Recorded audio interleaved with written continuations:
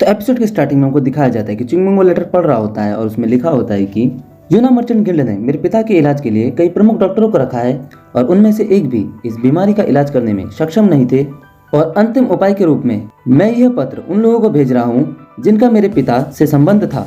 अगर आपको मेरे पिता की बीमारी के बारे में कुछ भी पता है तो कृपया मेरे साथ किसी भी तरह से संपर्क करें जो आपके लिए सबसे सुविधाजनक हो, और उस व्यक्ति को जो मेरे पिता की बीमारी के इलाज के बारे में जानकारी देता है। मैं यूना मर्चेंट गिल्ड के नाम से ये वादा करता हूँ कि हम उसका एक जबरदस्त इनाम के साथ एहसान चुकाएंगे। तो मैं खुशखबरी का इंतजार करूंगा।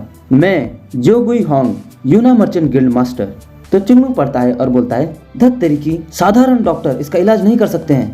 और चिंगमंग कहता है कि यह डीमन फ्लावर का असर है। बाहर से इसके लक्षण गंभीर जहर की तरह दिखते हैं और यही कारण है कि डॉक्टरों ने इस बीमारी का इलाज उसी तरह से करने की कोशिश की जिस तरह से वे जहर का इलाज करते हैं। लेकिन सबसे महत्वपूर्ण कारण यह है कि डीमंस फ्लावर एक लक्षण है जो तब प्रकट होता है जब हेवनली डीमन सेक्टर की कुछ तकनीकों द्वारा हमला किया जाए।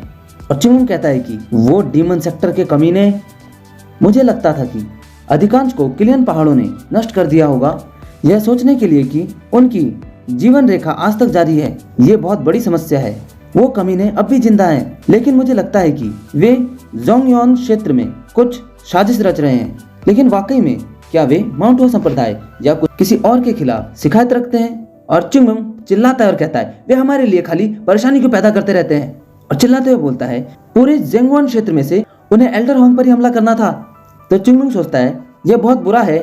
और चिंगमंग कहता है कि मैं वास्तव में निश्चित नहीं हो सकता कि क्या वह वास्तव में डीमंस फ्लावर है। इस चिट्ठी पर तो ऐसा ही कुछ लिखा है जिससे लगता है कि वो वही हो सकता है। मुझे पहले अपनी दोनों आंखों से पुष्टि करनी होगी, और उसके ऊपर एक जबरदस्त इनाम भी है। और हमको दिखाया जाता है कि चिंगमंग की आंखों में लालच आ जाता है और वो कहता है, मुझे लगता है कि मुझे खुद उनके पास जाना चाहिए। जोगुल के अनुसार यूहन मर्चेंट गिल्ड के पास काफी धन होगा, और अगर ऐसा कोई गिल्ड जबरदस्त इनाम कह रहा है तो मैं कल्पना नहीं कर सकता कि यह कितना अच्छा होगा।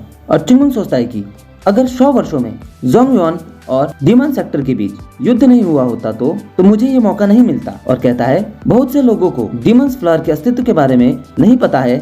और चिंगमंग उस लेटर को अपनी इनर एनर्जी से चिपका देता है और वापस पहले जैसा बना देता है। और चिंगमंग कहता है, और जो लोग डीमंस फ्लावर के बारे में जानते होंगे उन्हें उस दिन किलियन पहाड़ में हेवनली डीमन सेक्टर वालों ने मार डाला था। और चिंगमंग कहता है कि कौन जानता है कि क्या हो सकता है। और ऐसा कह के वो उस लेटर को अच्छे से चेक करता है कि पहले जैसा हुआ या नहीं हुआ।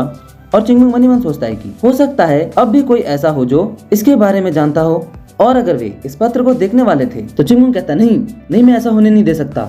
महान चिंगमंग के शिकार को रोकने की हिम्मत कौन कर सकता है? नहीं, मेरा मतलब था वो पेशेंट। और वो कहता है कि अब अगर मैं वहाँ पे बताऊंगा तो मुझे पैसे मिलेंगे। तो चिंगमंग कहता है, बात पैसे की हो तो चिंगमंग उसकी मदद जरूर करेगा और उससे इनाम भी लेगा। ऐसा कहकर चिंगमंग वहाँ बड़ी तेजी से जा रहा होता है और उसके बाद कहता है कि वो सारा पैसा मेरा होगा। तो उसके बाद हमको दिखाया जाता है कि रात हो गई है और सारे स्टूडेंट्स बोर्डिंग हाउस की तरफ वापस आ रहे होते हैं, और वो स्टूडेंट्स बात कर रहे होते हैं और कहते हैं, क्या वे हमें माउंट हुआ प्रांत में रहने की सुविधा नहीं प्रदान कर सकते? मैं दिन रात इस पहाड़ पर चढ़ते उतरते एक दिन अपनी प्राण गवा दूंगा। तो शायुंग काफी थक चुके होते हैं और शायुंग को जोगुल की आवाज आती है और जोगुल उनको कहता है, ग्रेट शायुंग सुनिए, इधर आइए।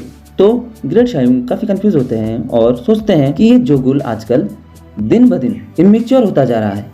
और शायुंग सोचते हैं कि ऐसा क्या हो सकता है कि वो इतनी ज्यादा जल्दी में है। तो जोगुल शायुंग के पास आता है और कहता है, शायुंग ये एक इमरजेंसी है। और जोगुल जोर से चिल्लाता है कि ये एक इमरजेंसी है। कहता है, चिंगमंग वो। और ग्रेट शायुंग कहते हैं, क्या वो चिंगमंग को? तो जोगुल कहता है, अब कुछ मत सोचिए, आप पहले मेरे साथ आइए, जल्दी आइए, मेरे को फॉलो कीजिए। उसके बाद जब जोगुल और शायुंग वहाँ जाते हैं तो उनको, और शायुंग मन ही मन सोचते हैं कि वो यहाँ पे नहीं है, चिंगमंग वो तो यहाँ नहीं है, तो जोगुल मेरे को इतने जल्दी में क्यों लेके आया? तो शायुंग जोगुल के ऊपर चिल्लाते हैं कि वो अब कहाँ भाग गया? तो जोगुल कहता है, चिंगमंग यहाँ नहीं है, पर उसके बेड पे जो रखा है उस पर एक नजर डालो। तो ग्रेट शायुंग वहाँ पे रखी हुई एक चिट्ठी को उठाते हैं और उसमें लिखा होता है कि मैं कुछ दिन के लिए चला जाऊंगा क्योंकि अचानक कुछ काम आ गया है। और उसमें लिखा होता है कि टीचर्स के पास जाके मेरे लिए एक बहाना सोच लेना, और यदि आप ट्रेनिंग मिस करते हैं तो मैं आपको इतना पीटूंगा कि आपको ट्रेनिंग ज्यादा अच्छी लगने लग जाएगी। इसलिए ट्रेनिंग करना सुनिश्चित करें। और ग्रेट सासू को पढ़ते हैं। पढ़ने के बाद उनको बहुत ज्यादा गुस्सा आने लगता है और ग्रेट सासू मन ही मन कहते हैं कि वो कमीना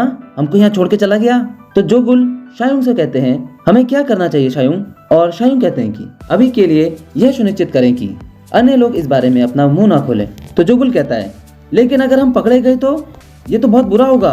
तो शायुंग कहते हैं कि अगर हम उन्हें इस बारे में बताते हैं तो भी ज्यादा कुछ फर्क नहीं पड़ेगा, क्योंकि उसने कहा है कि वह कुछ दिन के लिए जा रहा है, इसलिए हमें इसे जितना हो सके छिपाने की कोशिश करनी है। और शायुंग मन ही मन सोचते हैं कि अगर वे सक्रिय रूप से उसकी तलाश नहीं करते हैं जैसे उन्होंने आज किया था, ऐसा कोई तरीका नहीं है जिससे एल्डर्स थर्ड क्लास के शिष्यों की परवाह ना करें। अगर हम बहुत भाग्यशाली हैं तो हम इससे दूर हो सकते हैं। तो जोगुल शायुंग से कहता है मुझे नहीं पता कि अगर हम पकड़े गए तो हम क्या करेंगे। तो शायुंग कहता है आप इस बात की चिंता कर रहे हैं, मैं तो किसी और बात की चिंता कर रहा हूँ। मुझे उस बात की चिंता है जिस कारण वह कुछ दिनों के लिए यहाँ से गया है। वह इस बार कितनी बड़ी मुसीबत खड़ी करने वाला है हमको नहीं पता। और यहीं पे ये एपिसोड खत्म हो जाता है। हम मिलेंगे आपसे अगले एपिसोड में, तब तक के लिए बाय बाय।